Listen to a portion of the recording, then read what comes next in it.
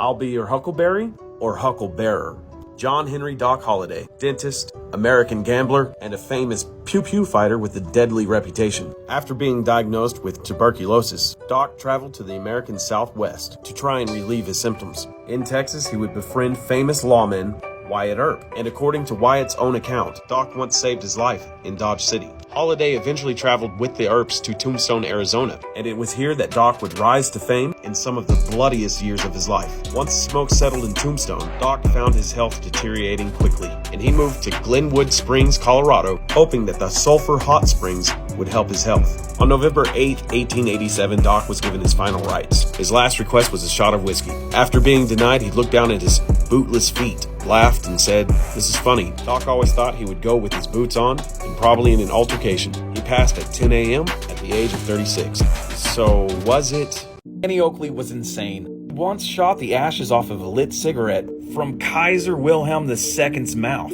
He was the star of Buffalo Bill's Wild West show. She was a lady who could hit anything she put her sights on. Her debut was Thanksgiving Day, 1875. At the age of 15, traveling marksman Frank E. Butler put up $100 that he could outshoot any local marksman. He wasn't expecting a 5-foot markswoman to outshoot him and steal his heart. Since she was so impressive that Theodore Roosevelt named the Rough Riders after the portion of her show to strike some extra fear in the enemy's hearts. If you didn't think she could get any cooler, 26 years later, during World War I, she sent a letter out, her old buddy Kaiser Wilhelm II, stating that she wanted a second shot. Billy the Kid is one of the most infamous outlaws.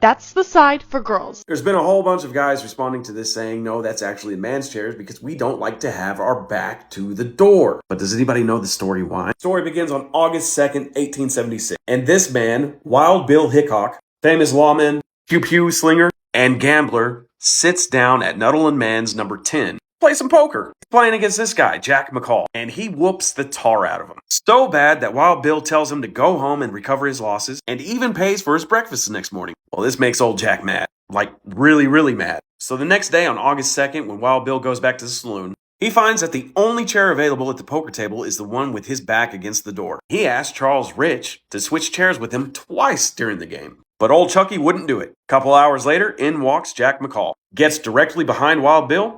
Pew! Colt 45 to the back of the head. It unalived him immediately, and now there's a hand called the Dead Man's Hand. Extra credit points if you know what those cards are. I don't want to burst your bubble, but what does chewing gum, the United States presidents, and Freemasonry have in common? This is an episode of Squared Stories. The day is April 21st, 1836, and the War of Texas Independence is finally over. And in 14 minutes, Antonio Lopez de Santa Anna is soundly defeated. We all know what he did in Goliad and the Alamo, but brother Sam Houston, first president of Texas, allows Santa Anna to live, especially after some secret correspondence with brother Andrew Jackson. But Houston has no idea what to do with him, so Jackson says, exile him. So he does, and Santa Anna, for the rest of 1836 and 1837, wanders around New York, Cuba, Colombia, all the Caribbean, until he makes his return to Mexico City in 1837. And he remains there until 1842, but he bankrupts the nation. And after an election, he is kicked on out. This time, he just hangs out in Cuba. In 1845, brother James K. Polk becomes president of the United States. And there's a little something going on called the Mexican-American War. Through secret correspondence with Polk, Santa Anna's like, hey, put me back in, coach. I want to get in. I'll restore peace, and we'll have a peace treaty, and everything will be good between Mexico and America. Polk does that, and Santa Anna's like, yay, look at all these medals. Gives himself a whole new title, goes against his secret correspondence, attacks the Americans, and leads his nation into more financial despair. Once defeated, he went back to the Caribbean, but for some reason, Mexico went through another revolution, and the revolutionaries actually invited him back to Mexico, and he was president again from 1853 to 1855, and he owed everybody again, and he lost more money and more land, and in 1855, he was exiled again. Now, he always said that he didn't want to become president again, but isn't it funny that he went down to Colombia to try and come up with a new invention? Rubber was gaining traction. See what I did there? Rubber was traction. And there was a popular tree in Colombia called a chicle, and natives would chew on this because it had like a rubbery-like texture. Santa Anna would acquire a lot of this chicle, and he took it up to New York City where he met with inventor Thomas Adams to try and invent a new rubber that he could use to raise money to wage war. Adams couldn't figure it out, but he did add flavoring and make this chiclet chewing gum. Santa Anna eventually made it back home in 1874, but he returned as a weak and sickly man, and he passed away on June 21st, 1876. So mote it be. Ah, the Statue of Liberty. There's nothing Masonic about it at all? Or is there? Designed by Frederic Auguste Bartholdi. I'm gonna call him Fred. The statue was a gift from France to the American people to celebrate the centennial and to promote the continued friendship between the two nations, which was mainly by Brother Lafayette, who helped rally the French into the American Revolution and train American soldiers. Oh, Fred here, he wasn't a Freemason until 1875, and he originally started thinking about the design in 1871. Now, there is a ton of European patriotic symbolism within the Statue of Liberty. The crown, and of course the torch. But one thing's been catching people's eyes lately: the tablet, which looks a lot like the capstone in Yorkite masonry. And the Statue of Liberty was also built on top of the remains of Fort Wood, which happens to be the shape of a hendecagram. Some people like to say that the hendecagram represents the Tree of Life, but there's only 11 nodes with the hendecagram and 12 with the Tree of Life.